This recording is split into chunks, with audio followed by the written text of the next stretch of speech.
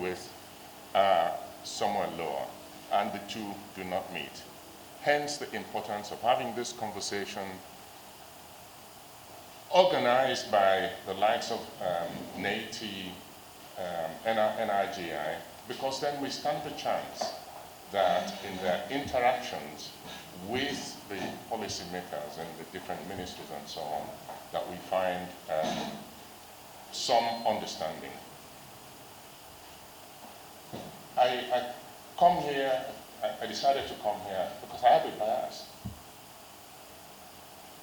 And I seek every opportunity to communicate my bias. And my bias is this: the help we need cannot come from outside. We have to create the environment to attract the help that we need.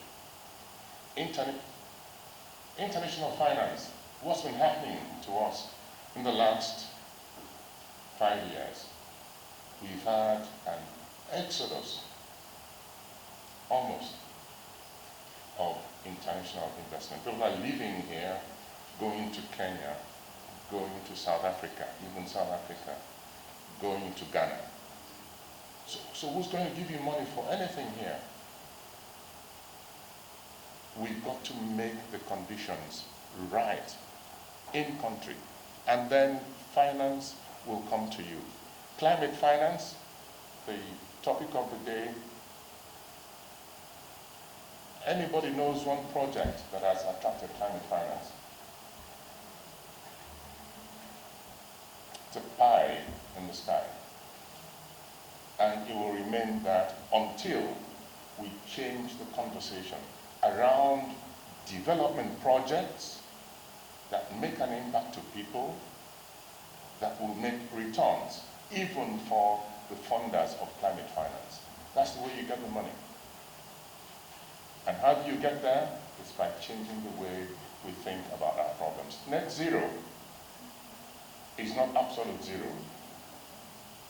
I actually say we can grow our emissions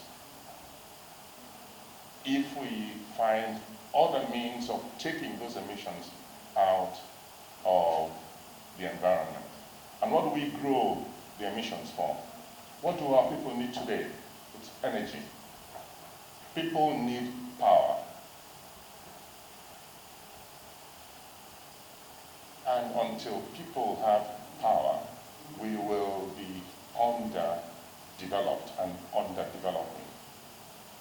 Therefore, a key challenge for us is how do we get power across the land, universal energy access for our people.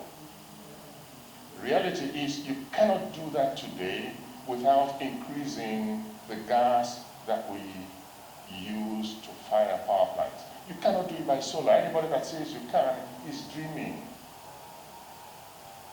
For all of the solar panels in the world that you put here, you will still need something to power the places when the sun is not there. Where's that going to come from? Hydro?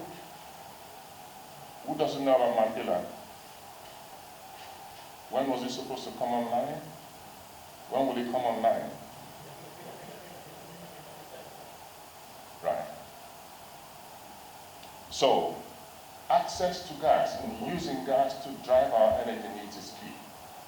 I know this is a goodwill message, but I'm just trying to set the tone.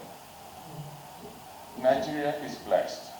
Many times when we talk about gas in the Niger Delta.